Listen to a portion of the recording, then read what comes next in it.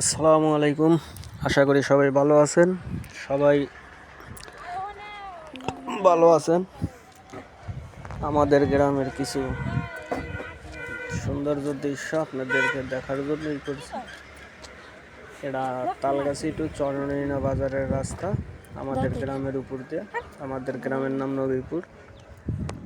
ঠিক আছে, চরনিনা বাজারে গেছিলাম। বাজার না আসার সময় একটু মনে চাইলে যে একটু ভিডিও করি, একটু ভিডিও করলাম।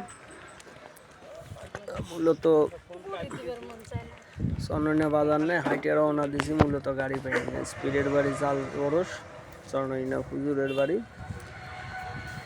হুজুরের বাড়ি জালসার ওরসের কারণে গাড়ি পাইনি। মানে সবাই খালি ডাইরেক্ট হুজুরের বাড়িতে না তালগাছি বেড়ে বেড়ে নিয়ে গেতেছে। মনে করেন যে আমাদের লওয়ার সময় নেই তাদের। এখন অন্য দিন আমাদের জন্য বসে থাকে, আজকে হলো তাদের সময়।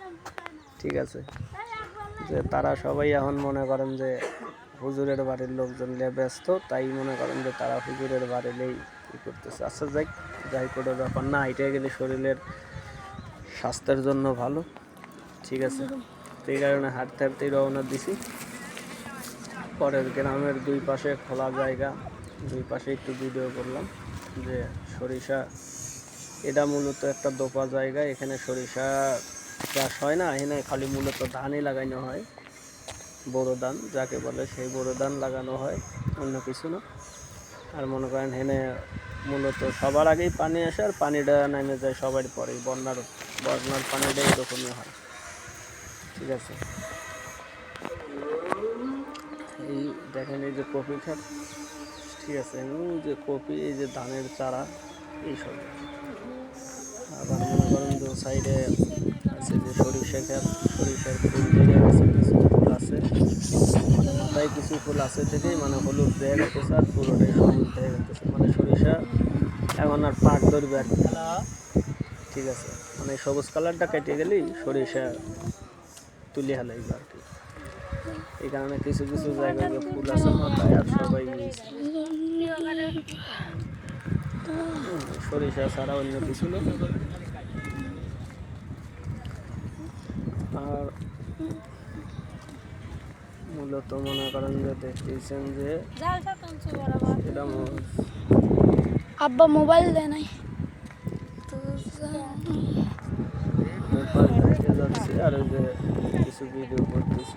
আমাদের গ্রামে মনে করেন মূলত আবাদি হয়েছে সরিষার সবজি।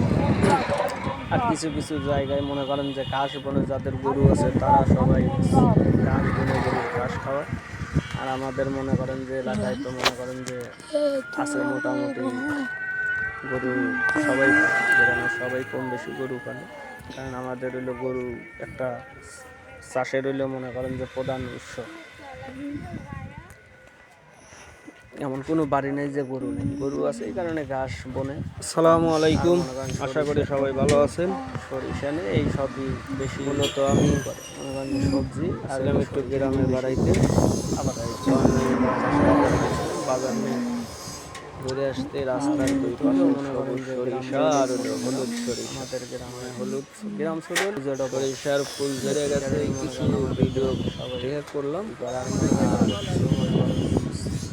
স্থান আমাদের গ্রাম মূলত মানে বড়, আমাদের পানি ওরকম আমরা পাই না। যে পাশে সরিষা কারণ ফুল ধরে গেছে, এই কারণে আমি সবাই এরকম পাক ধরবে আর কি। তো মোটামুটি এটা হইলো গ্রাম আমাদের। আমাদের গ্রাম নবীপুর থেকে চরনইনা যাওয়ার রাস্তা, এই রাস্তা দিয়ে বাজারে যাই গেছিলাম। বাজার না যাওয়ার সময় আমি একটু ভিডিও করে নিয়ে